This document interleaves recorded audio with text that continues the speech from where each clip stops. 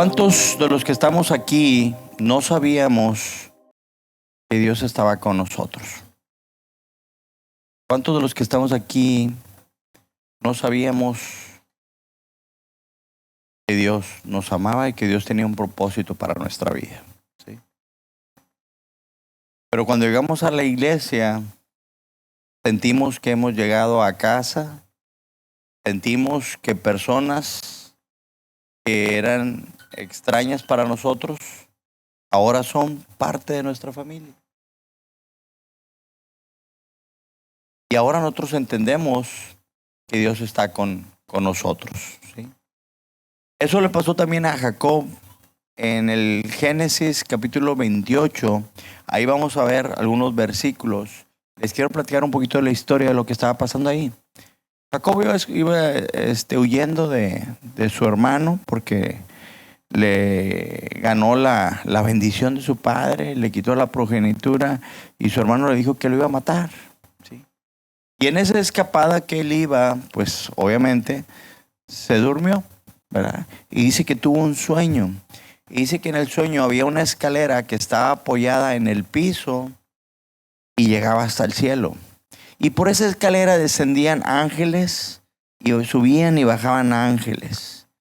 Y en el versículo 16 del capítulo 28 dice que Jacob despertó de su sueño y dijo: ciertamente el Señor está en este lugar, y no lo sabía. Entonces muchas veces nosotros venimos a la iglesia, ni siquiera nos damos cuenta que el Señor está en este lugar. Dice, y tuvo miedo y dijo: cuán imponente es este lugar. Y dio esta respuesta: esto no es más que casa de Dios, y esta es la puerta al cielo. Fíjate bien, una casa es donde existe, vive y convive una familia. Y Jacob dijo: esta es casa de Dios. Entonces, en el Antiguo Testamento dice que Salomón hizo un templo muy bonito y dice que Dios habitaba ahí.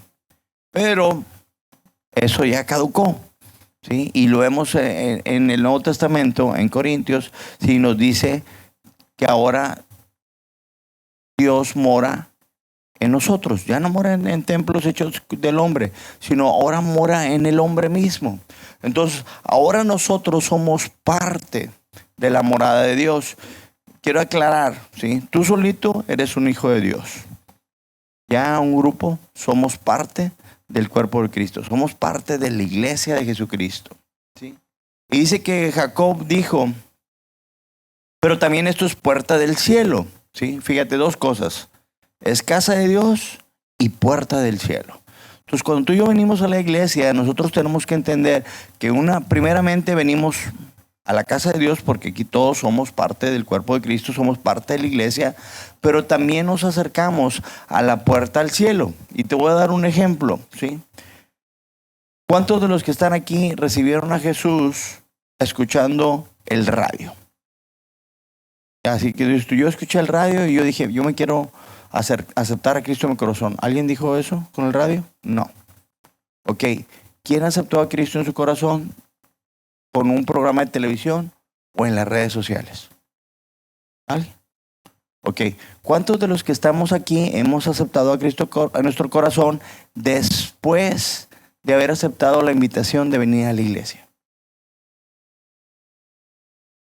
Si tú te fijas, la mayoría de nosotros aceptamos a Jesucristo después de una invitación de venir a la iglesia. Entonces, aquí nosotros tenemos que entender que venir a la iglesia no es solamente cumplir con Dios. No es solamente venir y estar un rato entre amigos cristianos. No es venir y escuchar nada más la palabra de Dios, sino que es la puerta al cielo. Entonces, cuando nosotros entendemos eso, nosotros tenemos que entender que existe una responsabilidad. A cualquier persona que tú acercas, la acercas a la posibilidad de poder ingresar al cielo, lo acercas a tener la posibilidad de tener una familia en Dios, de poder convivir en lo que es la casa de Dios.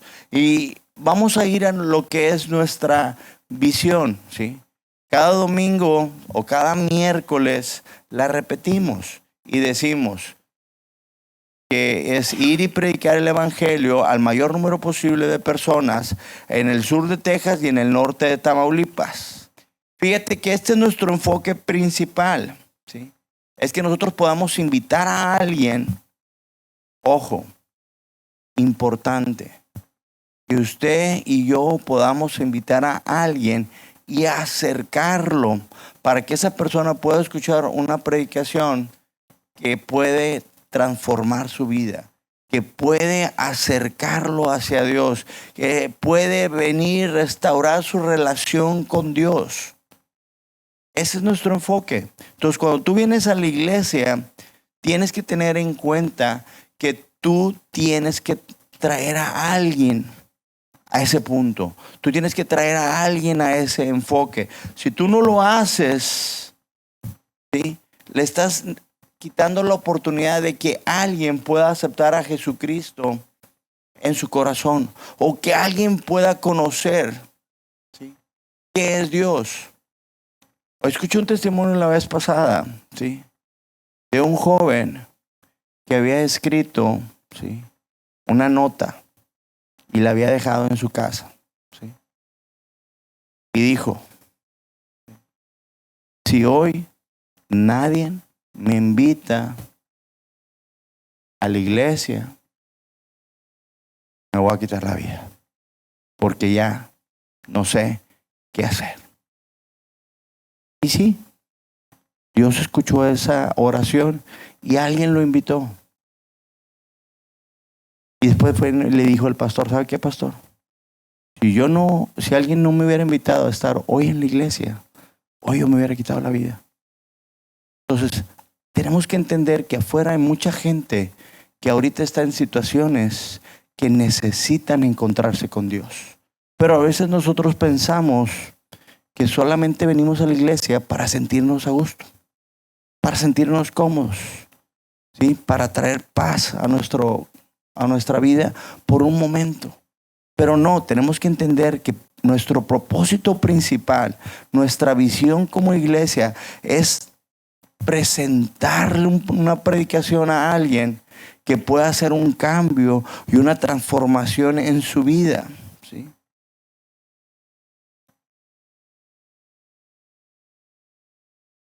Dice que esta oportunidad de presentarle a alguien a Dios como su Salvador tiene que ser en medio de una celebración.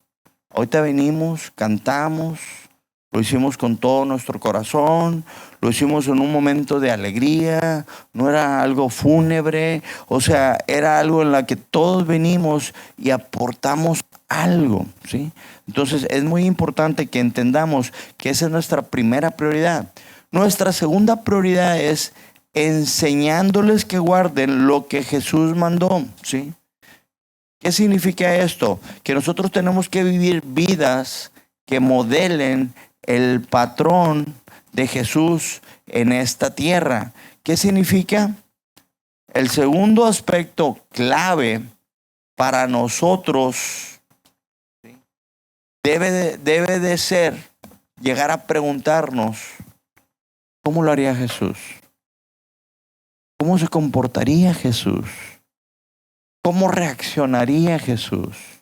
¿Qué estaría haciendo Jesús si estuviera ahorita aquí mismo con nosotros en la iglesia? ¿Cómo nos comportaríamos si supiéramos que Jesús está aquí ahorita en la iglesia? ¿Sí? Tenemos que entender que tenemos que llegar a un punto de nosotros querer ser como Jesús, responder como Jesús, reaccionar como Jesús, honrar al Padre como Jesús lo hizo todo el tiempo. Esa es nuestra segunda prioridad. La tercera prioridad que nosotros tenemos dentro de nuestra visión es formar familias con principios bíblicos. Edificar familias a prueba de cualquier situación difícil, no importa la situación que sea. Dice Mateo 7:24, ¿sí? Dice: por lo tanto, quien oiga mis enseñanzas y las ponga en práctica será como un hombre prudente que construyó su casa sobre la roca. Vino la lluvia fuerte, los ríos crecieron, los vientos soplaron y golpearon contra aquella casa. Sin embargo, la casa no se cayó porque estaba construida sobre la roca. Aquí podemos ver la importancia de estar construyendo familias sobre principios bíblicos, ¿sí? Ahorita nuestra prioridad, estamos viendo nuestro enfoque, nuestra visión hacia la juventud. Estamos viendo nuestro enfoque hacia la siguiente generación. O sea, tú y yo podemos decir, nosotros ya la libramos. Pues sí. ¿Y qué pasa con tus hijos?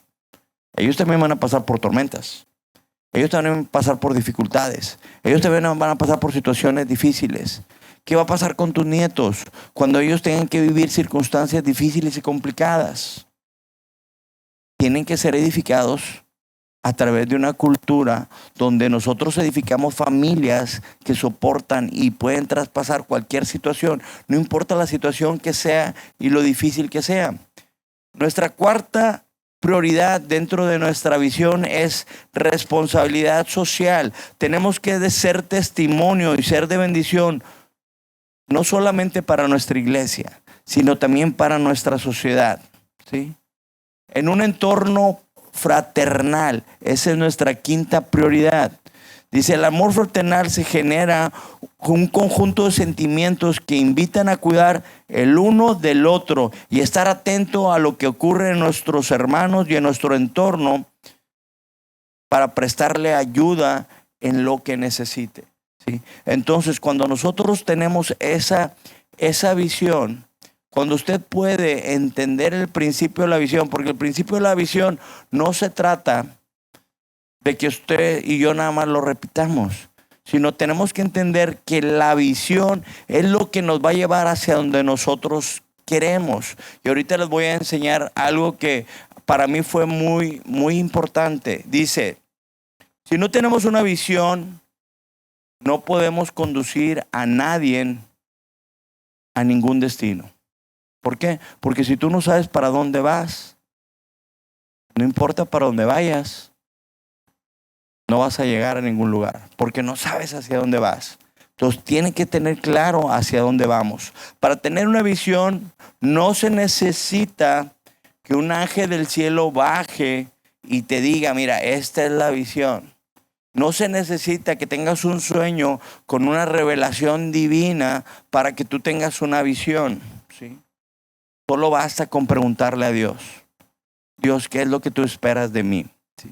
Para tener una buena visión tampoco es complicado, es muy sencillo. Solo tenemos que hacer algunas preguntas que les voy a dar algunos ejemplos. Por ejemplo, pregunta número 1, ¿cómo me gustaría ver mi iglesia en 5 años? ¿Cómo le gustaría ver la iglesia en 5 años? ¿Más grande? ¿Más chica? ¿Más gente? ¿Cómo le gustaría ver la iglesia dentro de 5 o 10 años? ¿Sí? Número 2, este es algo importante. ¿Cómo me veo yo dentro de la iglesia dentro de 5 o 10 años? Si tú no te ves dentro de 5 o 10 años aquí en la iglesia, es probable que tú estés perdiendo tu tiempo aquí. O sea, tienes que tener claro hacia dónde nosotros vamos. Tenemos que tener claro hacia dónde vamos a querer llegar. Es importante que nosotros podamos visualizarnos, ¿sí?, dentro de este proyecto, dentro de lo que nosotros queremos hacer. Dice, ¿cómo sería mi iglesia o cómo debería tener que ser mi iglesia dentro de 5 o 10 años? ¿Qué tipo de personas deberíamos estar alcanzando a nuestra iglesia en los próximos años? O sea, ¿tú miras a tus hijos dentro de la iglesia? Aquí. ¿Tú miras a tus nietos dentro de la iglesia? Aquí. O sea, ¿qué es lo que tú estás visualizando? ¿Qué es lo que tú estás viendo? ¿A dónde vas a llegar? Si tú no tienes claro esto, ¿sí?, no podemos llegar a ningún tipo, ¿sí?, a ningún lugar, perdón. Y dice, ¿qué tipo de atmósfera debería de existir en nuestra iglesia? Debería ser una iglesia que siempre haya un ambiente de tristeza o fúnebre? ¿O debería haber un ambiente de celebración?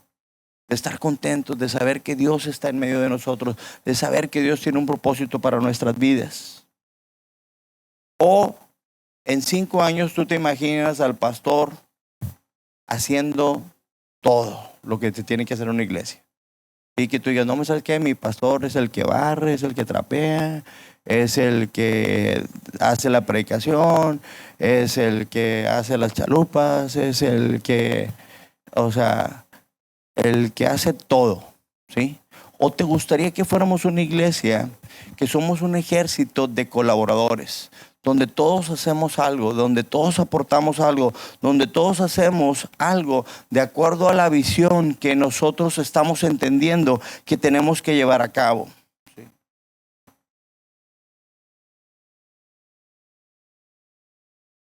Cuando tú descubres la visión, ¿sí?, de Dios para tu vida, tú empiezas a ser un mejor hijo de Dios. Tú empiezas a ser un mejor esposo, un mejor padre, empiezas a ser un mejor empleado, empiezas a ser un mejor jefe. Y tú puedes hacer este mismo tipo de preguntas que te hice hace un ratito, ¿sí? ¿Dónde te gustaría estar? ¿O cómo ves tu familia en 10 años? ¿Cómo ves tu matrimonio en 10 años? ¿Cómo te ves tú como esposo o como esposa dentro de 10 años? Si tú no tienes claro cómo te ves o cómo vas a estar dentro de 10 años, no tienes una visión. Entonces tenemos que empezar a tratar de entender que nosotros tenemos que tener una visión para poder llegar a un destino, ¿sí? Entonces yo ya te compartí la visión de nosotros como iglesia y yo quiero que tú te unas a esa visión y te comprometas, porque si nosotros decimos, ¿sabes qué? Vamos a traer una predicación que pueda transformar vidas, vamos a empezar a traer gente. En los próximos reuniones vamos a estar hablando acerca de evangelismo. Vamos a estar hablando de cómo nosotros podemos acercar a las personas a este lugar, ¿sí? La visión es donde nosotros queremos llegar. Pero la misión es lo que nosotros tenemos que hacer para llegar, ¿sí? Entonces, todo lo que tú y yo tenemos que hacer para llegar es nuestra misión, ¿sí? ¿Y cuál es la misión de nosotros? ¿Cuál es la misión de nosotros? Primeramente es servir a Dios. Después es compartir a Jesucristo. Y por último, edificar familias. Cuando nosotros entendemos eso, cuando nosotros llevamos esa misión a nuestro hogar, ¿sí? Cuando nosotros llevamos esa misión, ¿sí?, a nuestro matrimonio, nosotros empezamos a ver que las cosas empiezan a cambiar. ¿Por qué? Porque fíjate, tú sirves a Dios cuando tú empiezas a echarle ojitos a alguien más. Tú sirves a Dios cuando empiezas a hacer cosas que tú sabes que no le agradan a Dios.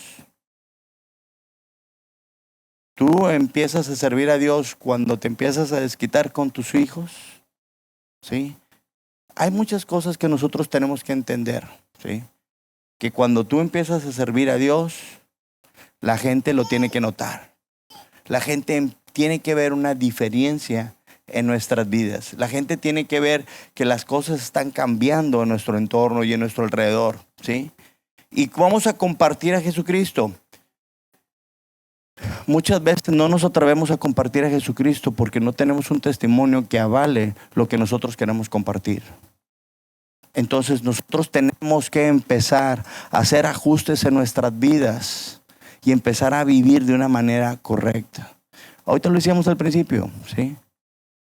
Cosas sencillas que nos ayudan a tomar mejores decisiones. ¿Por qué? Yo tengo 50 empleados, ¿sí? Ellos son los primeros que tienen que decir que yo estoy compartiendo a Jesucristo a través de mi testimonio. Y ellos tienen que encontrar en mí, ¿sí?, un eco de lo que yo estoy hablando, de lo que yo estoy predicando. ¿Sí? Mi familia, mi esposa, mis hijos, todo lo que yo hago tiene que mostrar lo que yo estoy diciendo, ¿sí? Dice compartir a Jesucristo, ¿sí? Mientras que nosotros servimos y compartimos a Jesucristo, ¿Cómo compartes a Jesucristo? Cuando la gente ve, ¿sí?, cómo es tu familia. Cuando la gente ve cómo tú te desarrollas, cómo tú te desenvuelves. Cuando la gente te ve y te pesa, la gente puede entender, ¿sí?, que tú estás realmente compartiendo a Jesucristo, ¿sí? Entonces, nosotros tenemos que entender la responsabilidad que nosotros tenemos. Mientras que nosotros servimos a Dios, compartimos a Jesucristo, vamos edificando nuestra familia, y al edificar nuestra familia, edificamos otras familias. ¿Sí? ¿Cómo? Simplemente yo voy a mostrar cómo mi familia, ustedes pueden encontrar cómo se tiene que comportar dentro de la iglesia. ¿Sí? O sea, tú no vas a ver que yo y Pati estamos guaseando aquí o que estamos cotorreando aquí. ¿Sí? Tú no vas a ver que estamos haciendo desorden. ¿Sí? Tú vas a ver que nosotros nos comportamos de una manera. ¿Sí? Tú vas a ver que yo te muestro amor. ¿Sí? Yo te tengo que mostrar amor. Yo tengo que amar a todos. Yo tengo que ser pastor para todos. ¿Sí? Entonces, ¿qué significa? Que tú tienes que ser hermano para todos. No podemos tener grupitos. ¿Sí? Lo decía al principio. Cuando una persona llega, tiene que sentir que llegó a su casa, no a la casa de alguien más. Cuando una persona llega aquí, tiene que sentir que llegó a una celebración. ¿Sí? No a la celebración de alguien más. Entonces, mi testimonio empieza a edificar otras familias. Tú puedes ver el corazón de mis hijos. El corazón de mis hijos tiene que ayudarte para edificar el corazón de tus hijos. Y no digo que mis hijos sean perfectos, que no pueda tener errores. Pero sí te puedo decir, ¿sí?, que estamos en una transformación constante. En una transformación constante. Y quiero decirte que Dios quiere edificar, ¿sí?, otras familias a través de nuestras vidas. Hay personas que van a llegar a la iglesia que no tienen papá. Y tú tienes que ser ese papá. Hay personas que llegan a la iglesia que no son que no tienen abuelitos, ¿sí? Y tú tienes que ser el abuelito de esas personas que llegan, ¿sí? Si hay personas que llegan, mamás que están criando solas, tienen que venir y sentirse, ¿sí?, amadas y cuidadas por nosotros. No pueden venir y sentirse señaladas. No pueden venir y sentirse que no es un lugar seguro para educar y criar a sus hijos. Nosotros tenemos que ser, ¿sí?, esas personas. No somos perfectos. Vamos a cometer errores. La vamos a regar. Sí, yo voy a ser el primero, ¿sí? Pero también yo voy a ser el primero que te voy a decir, ¿sabes qué? Me equivoqué. Discúlpame. Perdóname, ¿sí? ¿Por qué? Porque nosotros estamos edificando a través de nuestra vida. Nosotros estamos, a cuenta que la misión que nosotros tenemos, ¿sí?, hablando militarmente, ¿sí?, cuando a un ejército le dicen, se van a ir a tal lugar y van a hacer esta misión y van a rescatar a esta persona, o sea, y todos trabajan para esa misión. Entonces, ¿cuál es la misión que nosotros tenemos? Ir edificando familias, ¿sí? Entonces, nosotros tenemos que entender, ¿sí?, lo que dice Mateo 7:24, y con esto ya termino, ¿sí? Voy a ayudar que me ayuden en el piano. Dice, cualquiera pues que oye estas palabras. ¿Qué palabras está hablando? Es el sermón del monte. Esta es la parte que más me gusta a mí de la Biblia. Está en Mateo 5, 6 y 7. Y ahí Jesús nos da una serie de instrucciones de cómo tenemos que vivir, cómo tenemos que comportarnos, cómo tiene que ser nuestra vida. Y tienes que entender que la vida en Cristo es una vida demandante. No para el que está a tu lado. Es demandante para ti. ¿Por qué?